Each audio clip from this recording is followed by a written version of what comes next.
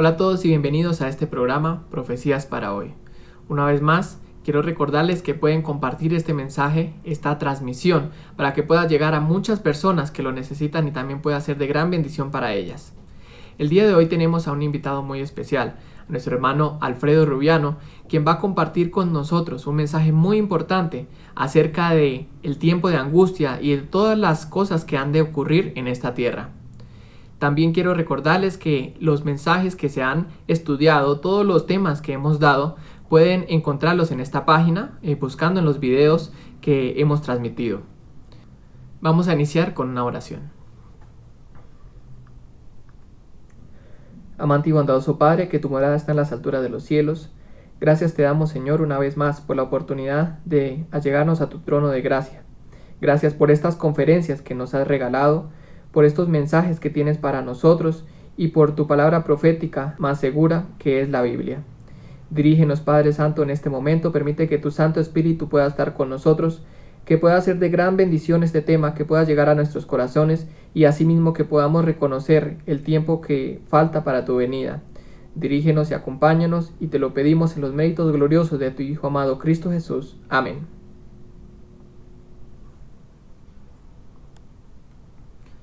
Bien, a continuación, nuestro hermano Alfredo Rubiano. Apreciados amigos, queridos hermanos, muy buenas noches.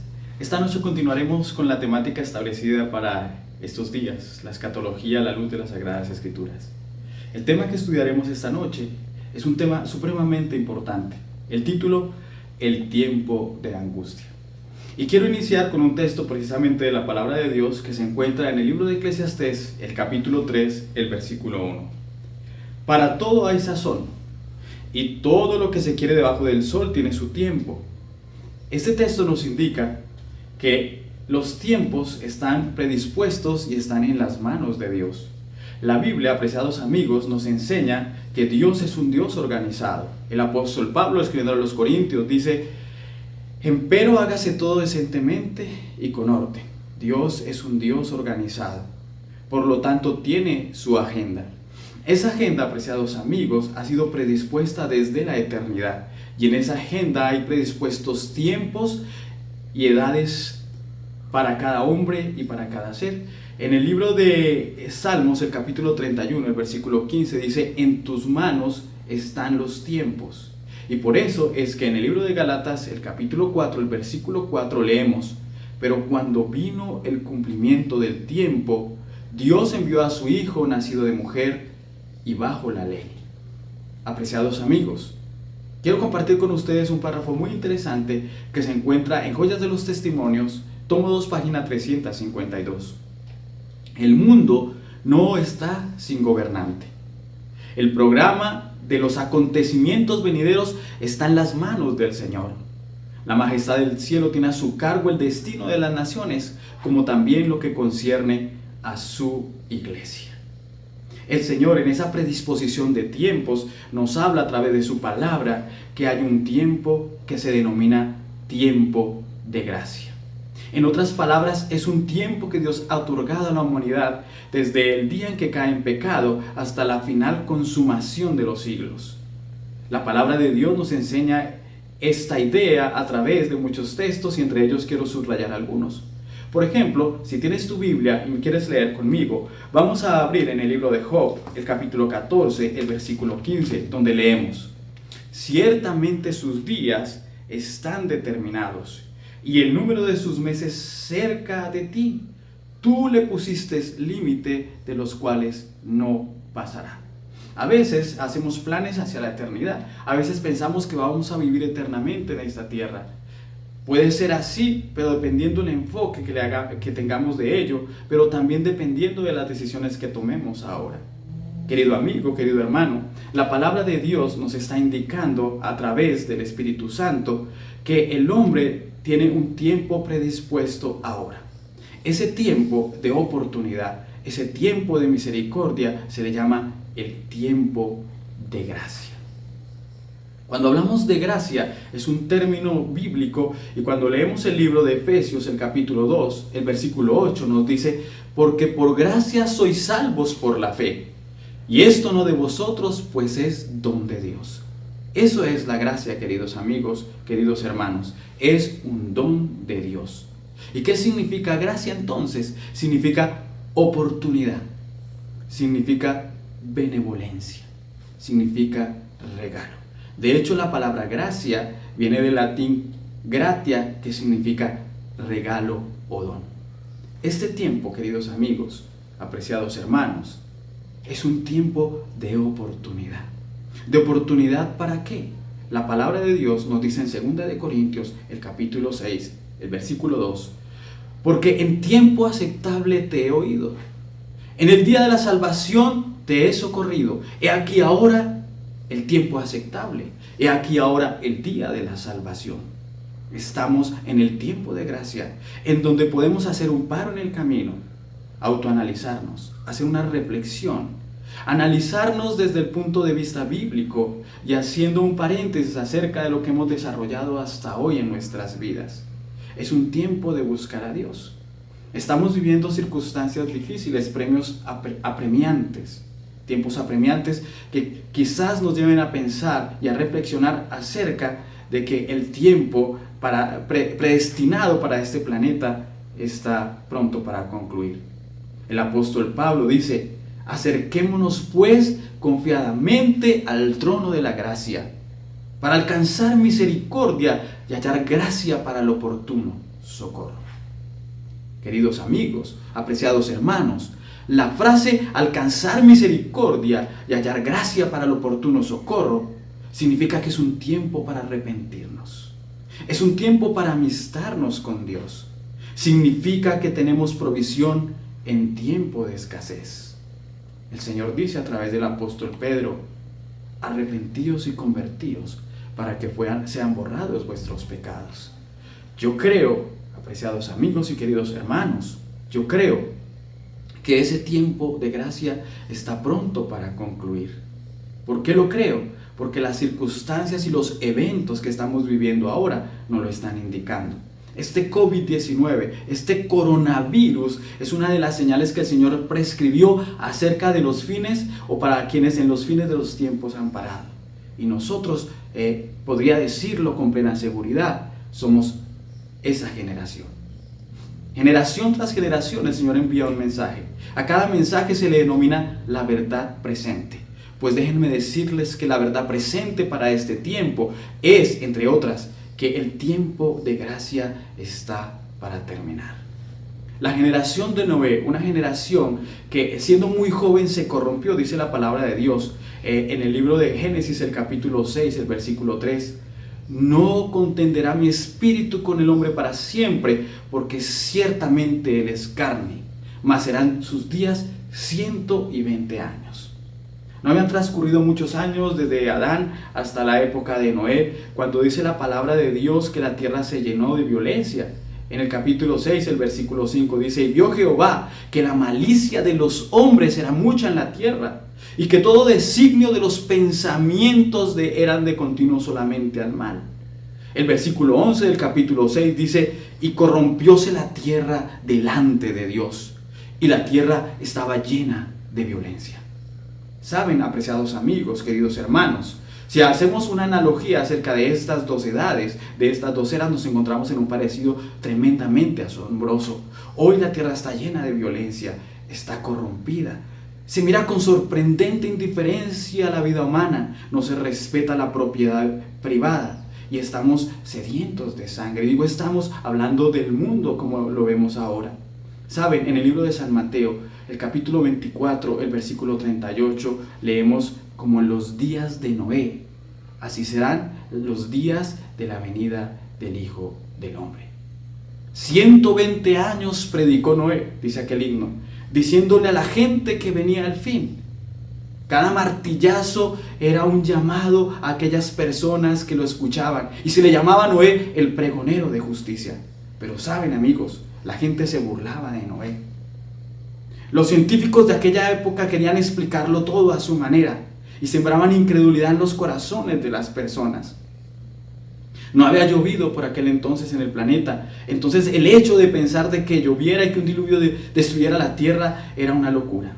Y hoy muchas personas dicen lo mismo. Y sin embargo, los eventos, los acontecimientos a diario hablan para nosotros de que pronto el fin de este sistema de cosas vendrá. Que el tiempo de gracia se está agotando lenta, pero seguramente. Saben, apreciados amigos, hermanos, lo que pasó en el diluvio y lo que le precedió es una advertencia para nosotros ahora. Quiero compartir con ustedes eventos de los últimos días, la página 195. Una pluma maravillosa, espiritual, escribió, inspirada por el Espíritu Santo. Antes del diluvio, después que Noé hubo entrado en el arca, Dios le encerró en ella dejando fuera a los impíos. Pero por espacio de 7 días, el pueblo, no sabiendo que su suerte estaba decidida, continuó en su indiferente búsqueda de placeres y se mofó, se burló de las advertencias del juicio que le amenazaba. Así dice el Salvador, será también la venida del Hijo del Hombre. En otras palabras, inadvertido como ladrón a medianoche, llegará la hora decisiva, escuchen apreciados amigos, la hora en que se fija el destino eterno para cada persona, cuando será retirado definitivamente el ofrecimiento de la gracia que se dirigiera a los culpables.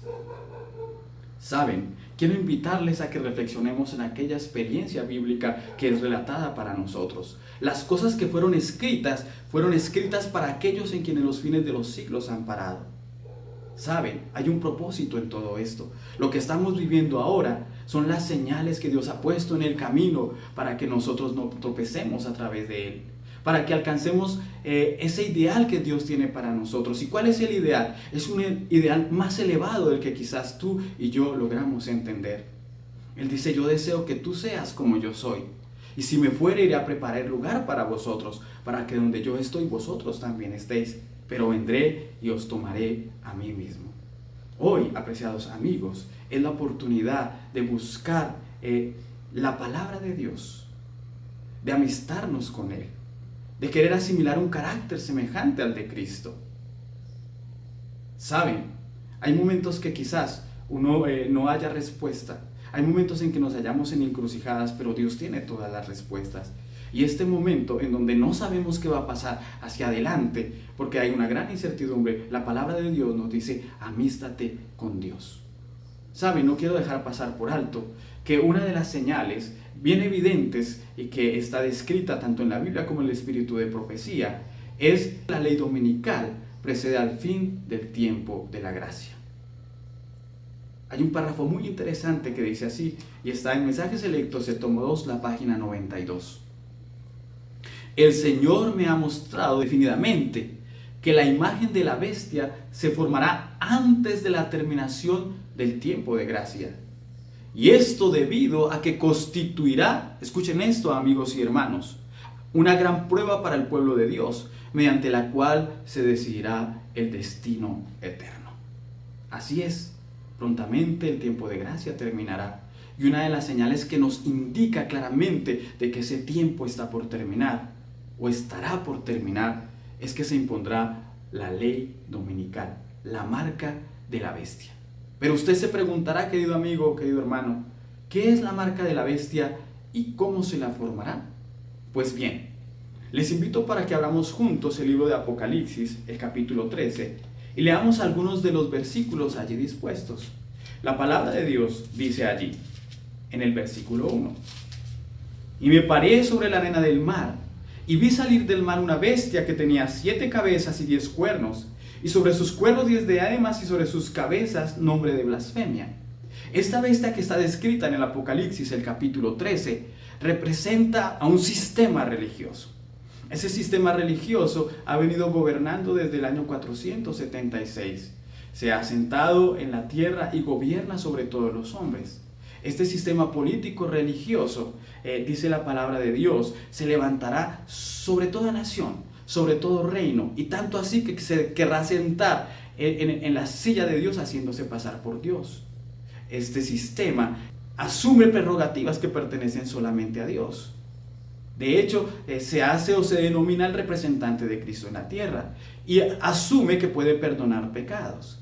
Este sistema, el cual la Biblia describe en Apocalipsis 13, es un sistema que impondrá, violentando las conciencias de los hombres, un falso día de reposo. Ahora, se formará la imagen de la bestia. ¿De cuál bestia? De esta de Apocalipsis, el capítulo 13, versículos 1 al 11. Esa imagen de la bestia la podemos describir de la siguiente manera, y para poderlo entender voy a compartir con ustedes Conflicto de los Siglos, la página 496 y 498. La imagen es hecha por la bestia de dos cuernos. Esta bestia de dos cuernos está descrita en Apocalipsis, capítulo 13, versículos 11 en adelante. Y es una imagen de la primera bestia. La bestia de dos cuernos de Apocalipsis 13, 11 al 17, hace una imagen de la bestia descrita en Apocalipsis 13, versículos 1 al 10. Ahora, así que para saber a qué se asemeja la imagen y cómo será formada, debemos estudiar los rasgos característicos de la misma bestia, el papado. Cuando la iglesia primitiva, amigos, se corrompió al apartarse de la sencillez del evangelio y al aceptar las costumbres y ritos paganos, perdió el espíritu y el poder de Dios. Y para dominar las conciencias buscó el apoyo del poder civil. El resultado fue el papado. Es decir, una iglesia que dominaba el poder del Estado y se servía de él para promover sus fines. Y especialmente para extirpar la herejía, para que los Estados Unidos, que es la segunda bestia de Apocalipsis, el capítulo 13, formen una imagen de la bestia, el poder religioso, es decir, las iglesias protestantes dominicales, deben dominar de tal manera al gobierno civil que la autoridad del Estado sea empleada también por la iglesia para cumplir sus fines. En otras palabras, apreciados amigos, la imagen de la bestia se formará en los Estados Unidos. ¿Quién la formará? Las iglesias protestantes uniéndose al gobierno civil. Y estos dos poderes unidos darán un decreto. Y ese decreto se denomina la marca de la bestia. La imagen de la bestia, apreciados amigos y hermanos, representa entonces la unificación de estos dos poderes religiosos. Lo que estamos queriendo mostrar ahora y compartir y recordar es que una de las señales de que el tiempo de gracia está terminando es que se formará la imagen de la bestia. Cuando haya acontecido esto, debemos saber que el tiempo del fin está llegando a su fin. Saben, apreciados amigos, cuando este tiempo de gracia termine y está pronto para terminar, entonces la palabra de Dios nos habla de un tiempo al cual se le denomina el tiempo de angustia. De ese tiempo de angustia quiero hablarles ahora. Hay un tiempo de gracia y hay un tiempo de angustia. El tiempo de angustia, así de tal cual lo dice la palabra de Dios, está en el libro de Eclesiastés, el libro de Daniel, perdón, el capítulo 12, el versículo 1.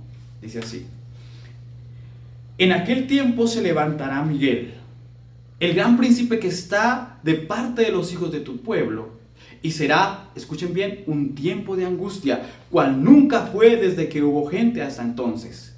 Pero en aquel tiempo será libertado tu pueblo. Apreciados amigos, ese tiempo de angustia se da en virtud de que Miguel se levantará. Pero quiero explicar un poquito quién es Miguel. No es indiferente para el uso de la palabra de Dios que se tenga diferentes nombres refiriéndose a una misma persona. Por ejemplo, hallamos que Abraham inicialmente no era Abraham, sino que era Abraham. Hallamos también que Saulo después se llamó Pablo y que Pedro se llama Simón.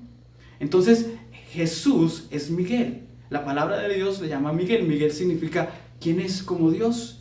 Ahora, hay muchos textos de la Biblia, como por ejemplo Judas capítulo 9 y Primera de Tesalonicenses capítulo 4 versículo 16, donde nos habla de Miguel desempeñando su papel como arcángel, que significa jefe de los ángeles o jefe de los ejércitos celestiales.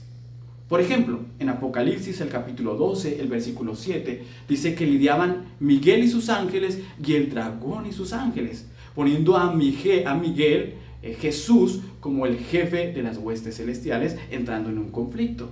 Por lo consiguiente, podríamos leer, en aquel tiempo se levantará Jesús, el gran príncipe, porque es el principal de los cielos.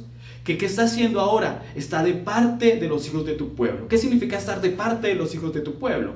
La respuesta la hallamos en 1 de Juan, capítulo 2, versículo 1.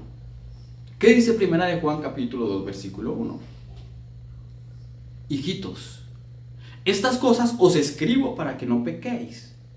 Y si alguno hubiere pecado, abogado tenemos para con el Padre a Jesucristo el justo. En este tiempo de gracia, Jesús intercede por nosotros ante su Padre. En este tiempo de gracia, en el santuario celestial, en el lugar santísimo, Cristo presenta su sangre, y cuando uno viene arrepentido a los pies de la cruz y acepta esa gracia redentora, entonces Jesús se presenta por nosotros ante su Padre y le dice: mi sangre, Padre, mi sangre. Y el Dios de los cielos, el Padre, Jehová de los ejércitos, nos acepta como justificados por Jesús. Es una obra maravillosa la que se está verificando en el reino de los cielos ahora. Por eso, apreciado amigo y querido hermano, es que tenemos la oportunidad de acercarnos a ese trono de gracia, para que Jesús interceda por nosotros, presente nuestro caso ante su Padre y seamos hallados justificados por la fe. Pero eso no durará para siempre. Daniel capítulo 12, versículo 1 dice: se levantará Miguel. ¿Qué significa esto entonces? Quiero compartir con ustedes Primeros Escritos, la página 36.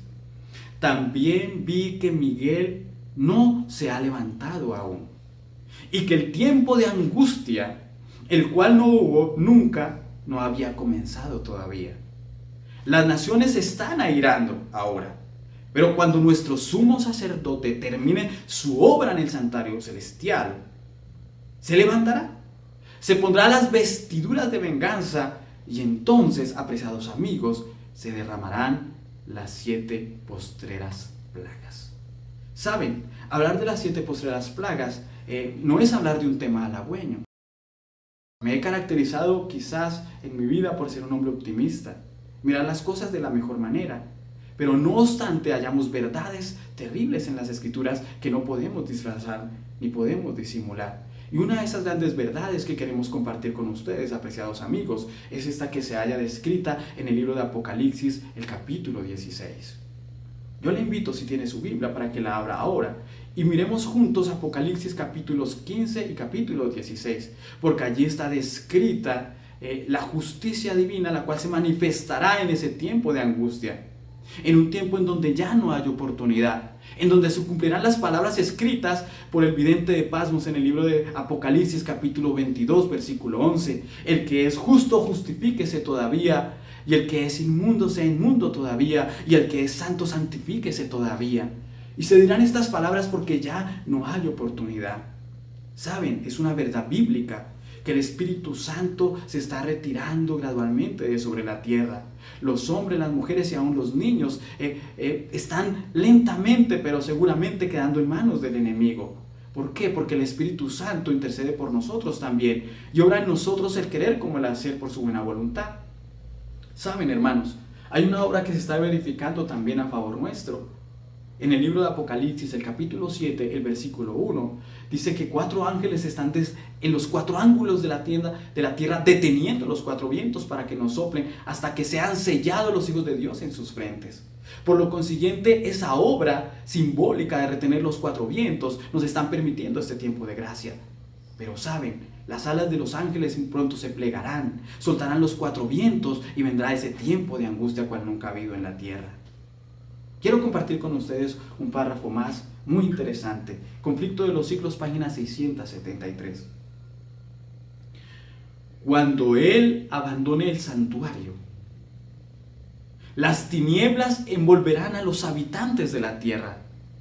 Durante ese tiempo terrible, los justos deben vivir sin intercesor a la vista del Santo Dios. Nada, escuche esto, apreciado amigo y hermano, nada refrena ya a los malos, y Satanás domina por completo a los impenitentes.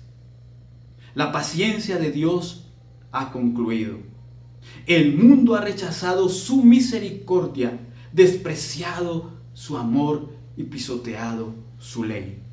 Los impíos han dejado concluir su tiempo de gracia. El Espíritu de Dios, al que se opusieron obstinadamente, acabó de apartarse de ellos.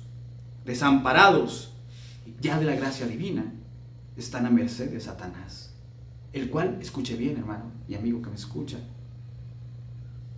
el cual sumirá entonces a los habitantes de la tierra en una gran tribulación final.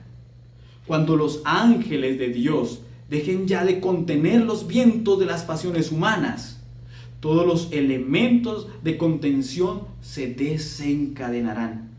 El mundo será envuelto en una ruina más espantosa que la que cayó antiguamente sobre Jerusalén. Saben, apreciados amigos, hoy tenemos la oportunidad de estudiar estos temas. Sí, es cierto, estamos en circunstancias difíciles, pero no estamos siendo tan apremiados como lo que se va a vivir dentro de muy poco tiempo. Las 7 últimas plagas serán derramadas. En el libro de Apocalipsis, el capítulo 14, el versículo 9, leemos que el tercer ángel le siguió diciendo en alta voz: si alguno adora a la bestia, la que acabamos de hablar, y recibe su marca en la frente o en su mano, ese también beberá del vino de la ira de Dios, el cual será derramado sin mezcla de misericordia sobre aquellos que han dejado pasar su tiempo de gracia y han recibido la marca de la bestia en su frente o en su mano.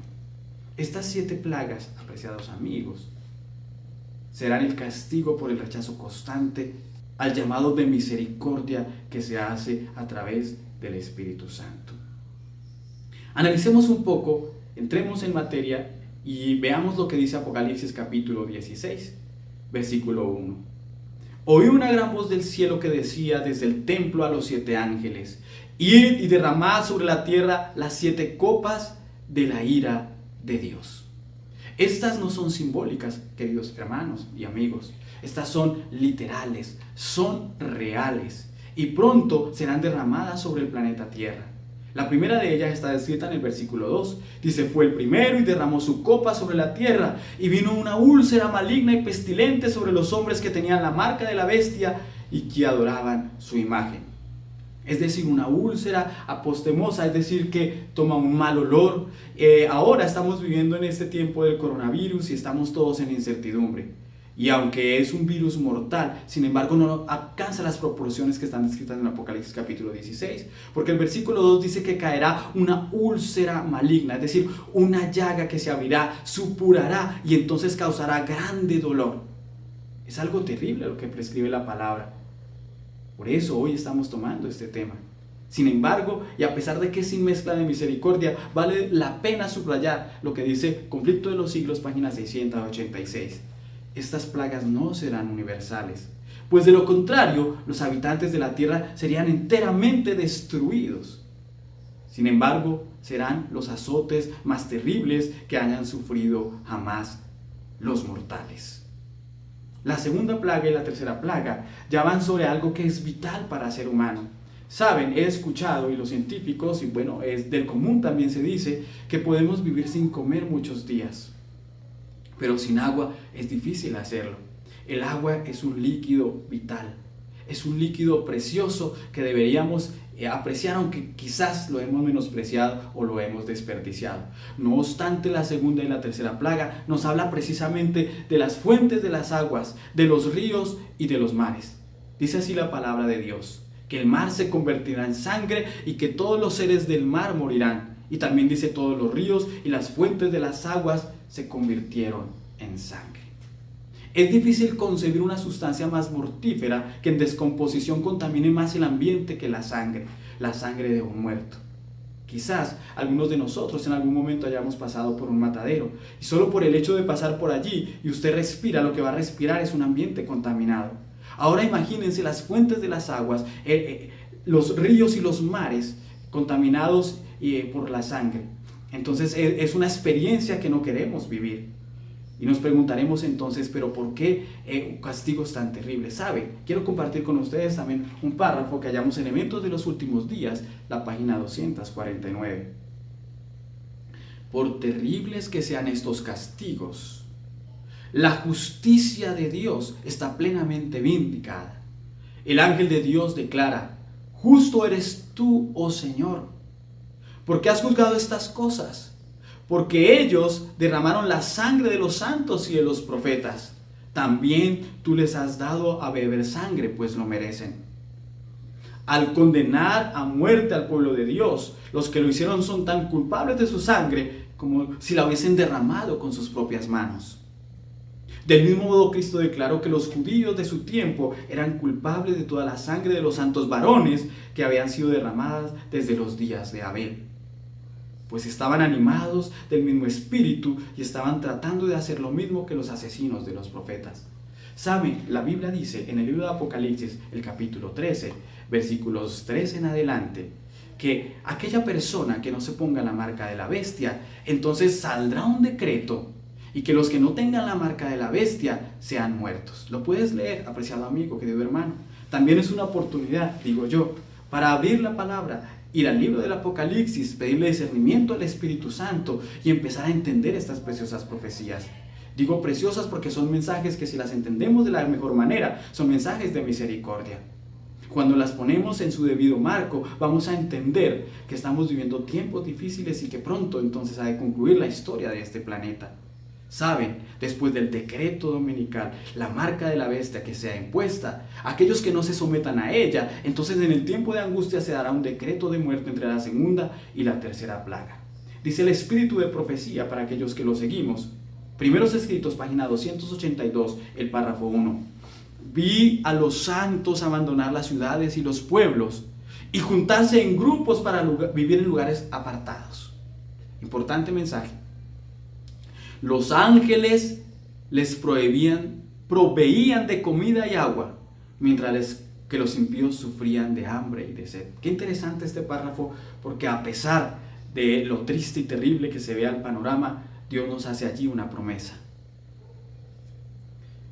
Vi después que los magnates de la tierra consultaban entre sí, y Satanás y sus ángeles estaban atareados en torno de ellos. Vi un edicto del que se repartieron ejemplares por distintas partes de la tierra, el cual ordenaba que si dentro de determinado plazo no renunciaban los santos a su fe peculiar y prescindían del sábado para observar el primer día de la semana, quedaría la gente en libertad para matarlos. Pero en aquella hora de prueba estaban los santos tranquilos y serenos, esperando en Dios y apoyados en sus promesas de que se les abriría un camino de salvación. Saben, hermanos, hoy por hoy necesitamos leer esas promesas, aprenderlas de memoria, intronizarlos en la mente y en el corazón y empezar a ejercer y a ejercitar la fe. Creo yo, mis hermanos, que es la oportunidad de decir como dijeron los discípulos alguna vez: aumenta nuestra fe, ayúdanos a creer. Y saben, la fe viene por el oír y el oír por la palabra de Dios. Apliquémonos a leer la palabra, ello nos ayudará a crecer en fe, nos aumentará en conocimiento y nos llevará y nos conducirá a Dios. Y cuando vamos a Dios, Él dice: al que a mí viene no le eche fuera. Y cuando estamos en Él, cuando venga el tiempo de angustia, Él se convierte en nuestro escudo y en nuestra protección. En el libro de los Salmos, el capítulo 2, el versículo 2 dice: consultarán los reyes de la tierra juntos para destruir a mi ungido, dice el Señor. Pero la promesa es que Él nos librará. La cuarta plaga, o la plaga que sigue a continuación, está descrita en Apocalipsis capítulo 16, versículos 8 al 9, y dice así la palabra de Dios: el cuarto ángel derramó su copa sobre el sol, el cual le fue dado quemar a los hombres con fuego. Y los hombres se quemaron con el gran calor, y blasfemaron el nombre de Dios, que tiene poder sobre estas plagas, y no se arrepintieron para darle gloria. Saben, la cuarta plaga nos está diciendo que el sol calentará, que calentará mucho más y cada vez más, hasta que finalmente alcanza una proporción o una fuerza de tal magnitud que empezará a quemar no solamente a los hombres, sino a los animales y los campos. Una descripción pequeña, pero que ya la vemos sobre la tierra y que fue descrita hace mucho tiempo refiriéndose a este acontecimiento, está en el Antiguo Testamento. Los profetas Joel y Amós hablaron diciendo de la siguiente manera, y les invito, si tienen su Biblia, para que leamos juntos. En el libro de Joel, capítulo 1, versículo 10, dice así la palabra de Dios. El campo fue destruido. Se enlutó la tierra, porque se perdió la mies del campo. Se secaron todos los árboles del campo, por lo cual se secó el gozo de los hijos de los hombres.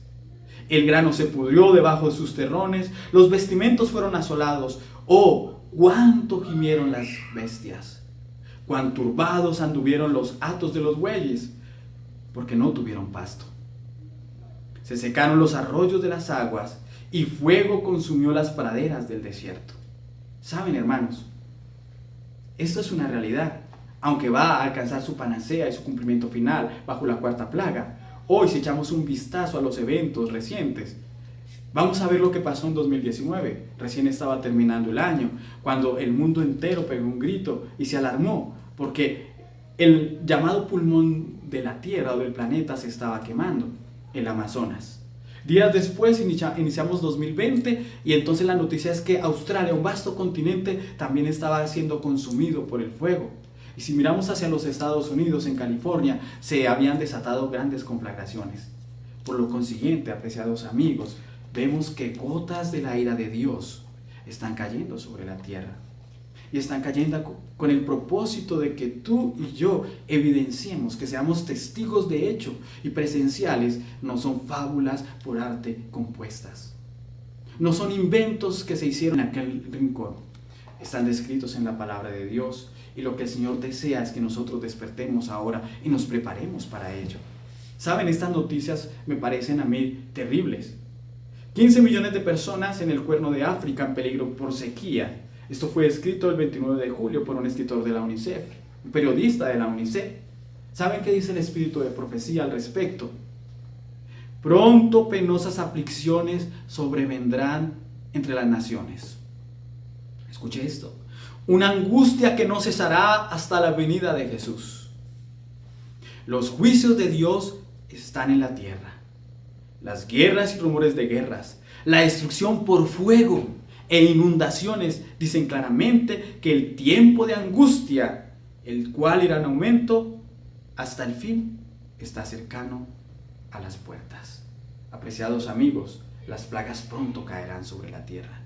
La quinta plaga es una plaga particular. La quinta plaga está destinada para la silla de la bestia, dice la palabra de Dios. El quinto ángel derramó su copa sobre el trono de la bestia, de Apocalipsis capítulo 13, versículos 1 al 11, cuya sede está en Roma, en el Vaticano. Y su reino se cubrió de tinieblas y mordían su lengua de dolor. ¿Por qué de oscuridad? Porque en oscuridad han mantenido a las naciones. Hay una profecía que está descrita en el libro de Apocalipsis, en el libro de Daniel. Se le llama la profecía de los 1260 años. Durante 1260 años, por misericordia, fueron acortados aquellos días. Pero en aquellos días también no se podía leer libremente la palabra de Dios. Solamente estaba escrita en latín. Y de hecho se quemaron las Biblias. Y aquella persona que de casualidad por sí podía conseguir un volumen de ella, entonces era castigado, se le llamaba hereje. Se mantuvo en oscuridad a las naciones. De hecho, la ciencia y los académicos le llaman a esa era la era oscura.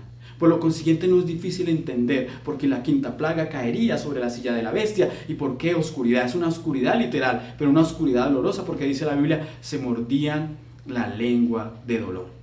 Saben, hablando de esta bestia que tiene un símbolo también, hablando de lo mismo, está en Apocalipsis capítulo 17, se le llama la gran ramera de Apocalipsis 17. En Apocalipsis 18 está el castigo de la ramera, que tiene una analogía y una coherencia con lo que estamos hablando ahora. Si tú abres Apocalipsis el capítulo 18 y lees los versículos 8 en adelante, dice, por lo cual en un solo día vendrán sus plagas. Muerte, llanto y hambre serán quemadas con fuego, porque poderoso es el Señor que la juzga. Y los reyes de la tierra que han fornicado con ella y han vivido en sus deleites, llorarán y harán lamentación sobre ella cuando vean el humo de su incendio. Saben, hermanos, el destino está predicho. Las 7 plagas caerán y la 5ª plaga es una plaga específica, predispuesta precisamente para aquel sistema político, pero más religioso, que ha mantenido en oscuridad a las naciones por mucho tiempo.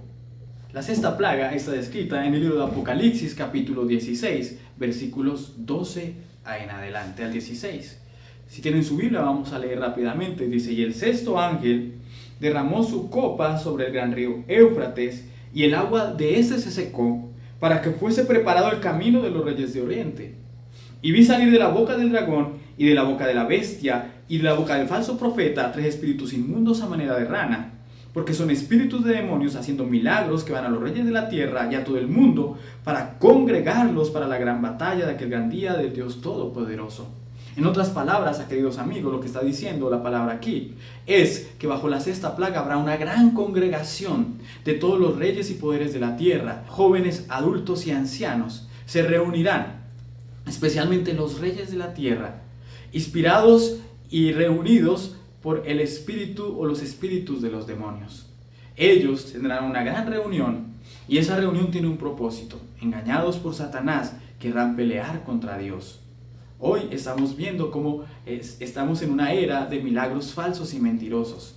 Satanás, dice la palabra, desde el principio ha engañado. Y no es maravilla, porque el mismo Satanás se transfigura en ángel de luz. Es importante entender, apreciados amigos, que finalmente los hombres se levantarán contra Dios, engañados por los espíritus de demonios, a través de falsos milagros, de señales sobrenaturales, hechas y realizadas por el enemigo de Dios. Inspirará a los hombres a pelear contra Dios. Por eso dice la Escritura: y los congregó en el lugar que en hebreo es llamado Armagedón. En otras palabras, el espíritu de la guerra se tomará al planeta. Habrá un ambiente de guerra tremendo antes de que el Señor venga por segunda vez, y los hombres querrán enfrentarse con Dios. La 7ª plaga es una plaga que nos lleva a pensar entonces en la conclusión de este sistema de cosas tal y como lo conocemos. Dice la palabra: el 7º ángel derramó su copa por el aire, y salió una gran voz del templo del cielo, del trono de Dios, diciendo: consumado es, hecho está. Ha concluido la historia del planeta, queridos amigos. Han concluido el tiempo de gracia, han concluido el tiempo de angustia, y entonces Jesús aparecerá por segunda vez como Rey de Reyes y Señor de Señores. Entonces hubo relámpagos y voces y truenos, y un gran temblor de tierra, un terremoto tan grande cual nunca hubo jamás desde que los hombres han estado en la tierra. Y la gran ciudad fue dividida en 3 partes, y las ciudades de las naciones cayeron. Y la gran Babilonia vino en memoria delante de Dios para darle el cáliz del ardor de su ira. Y toda isla huyó, y los montes no fueron hallados, y cayó del cielo sobre los hombres un enorme granizo como el peso de un talento. Y los hombres, dice la Biblia, blasfemaron contra Dios, porque la plaga del granizo, porque su plaga fue sobremanera grande. De esta manera concluye la historia de la humanidad en pecado. De esta manera finaliza con un terremoto y con granizo del peso de un talento. Entonces imaginémonos cuál será pues la devastación final. No obstante, no quiero terminar sin llamar su atención, queridos amigos y apreciados hermanos, de la condición del pueblo de Dios bajo ese tiempo de angustia.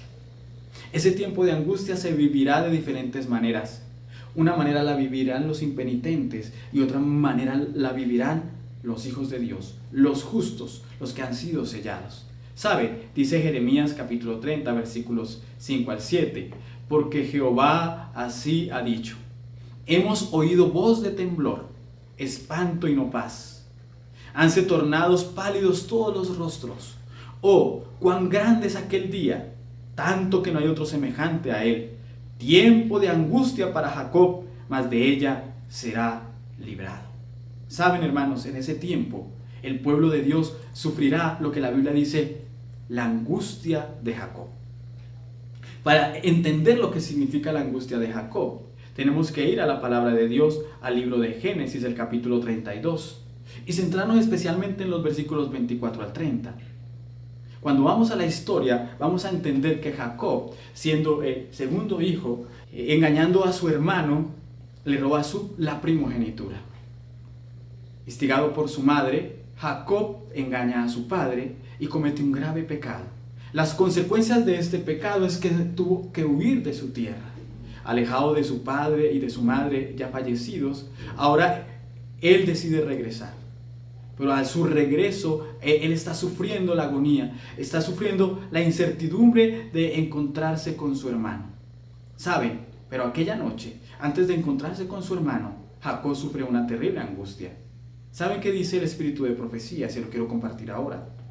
La noche de aflicción de Jacob, cuando luchó en oración para ser librado de manos de Esaú, representa, escuchen, la prueba por la que pasará el pueblo de Dios en el tiempo de angustia.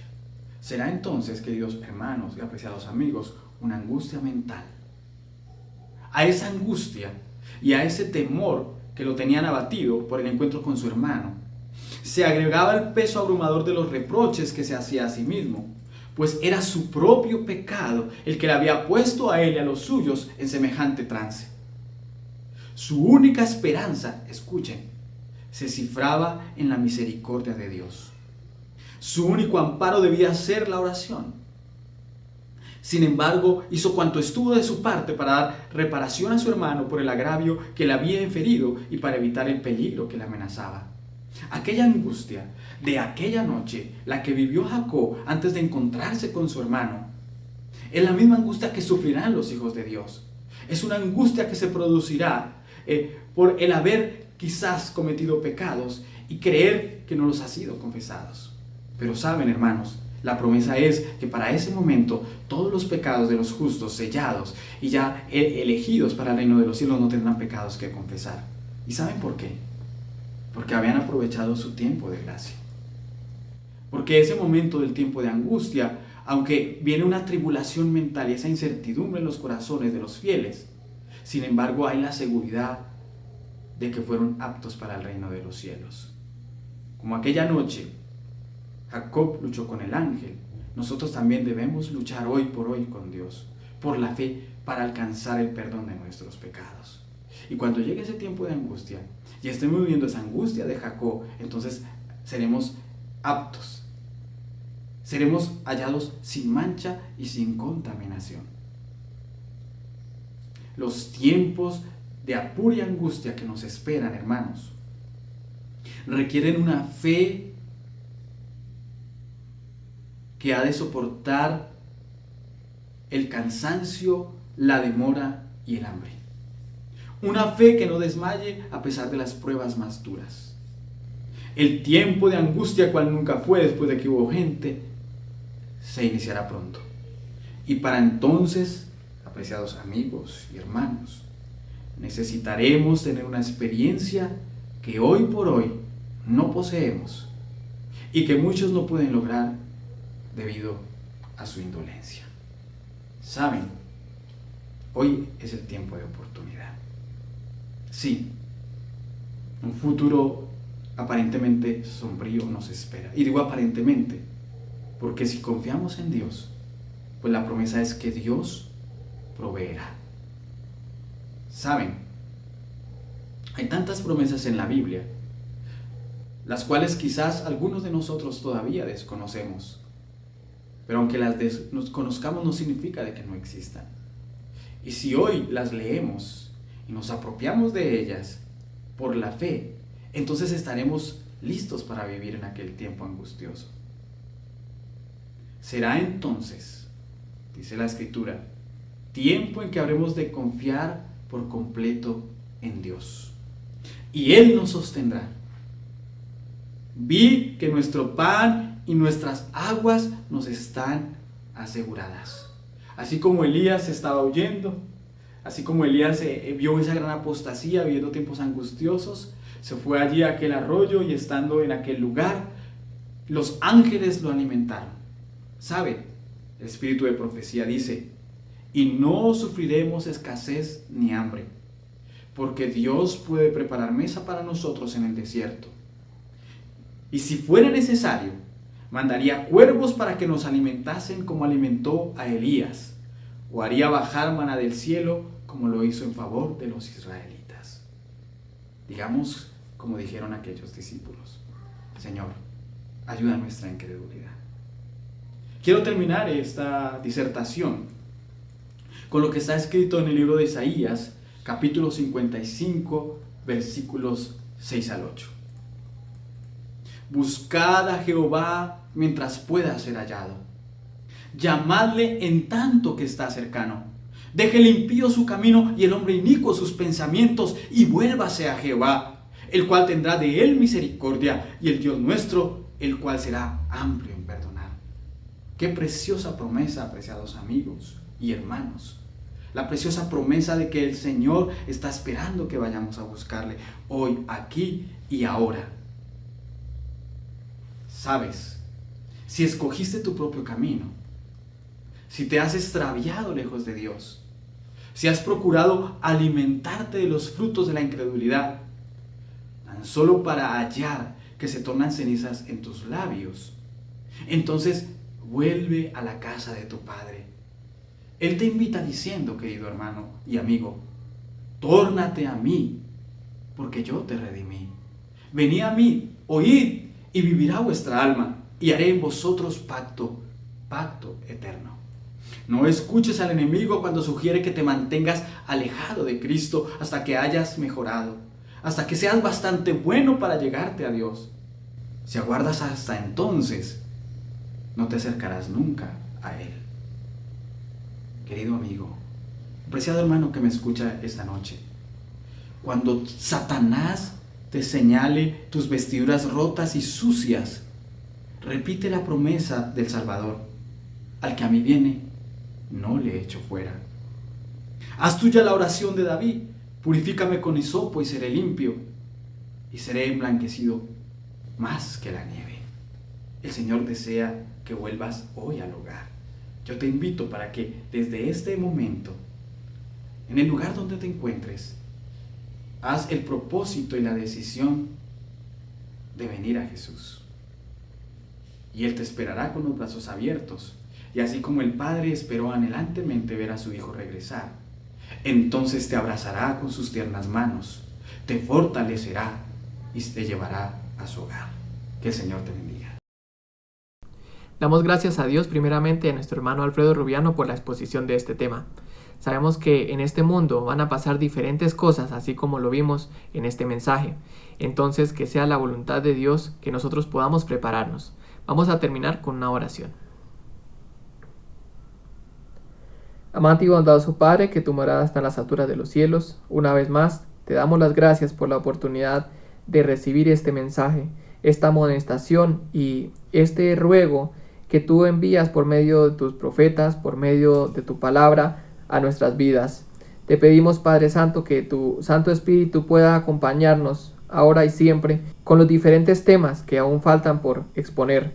Te pedimos, Padre Santo, también que tú puedas regalarle salud y vida a todas las personas que están escuchando este mensaje y asimismo salud espiritual, que podamos tener tu bendición en todo momento, en toda obra que emprendamos, en todo proyecto de nuestras vidas, y asimismo podamos entregarnos más a ti para estar listos para tu pronto regreso.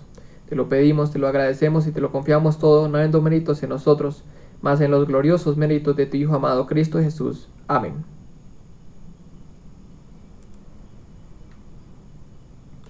Muchas gracias por acompañarnos hasta este momento y te esperamos mañana a la misma hora con la siguiente conferencia acerca de los eventos finales de la profecía. Dios te bendiga. Vi otro ángel descender del cielo con gran poder, y la tierra fue alumbrada con su gloria.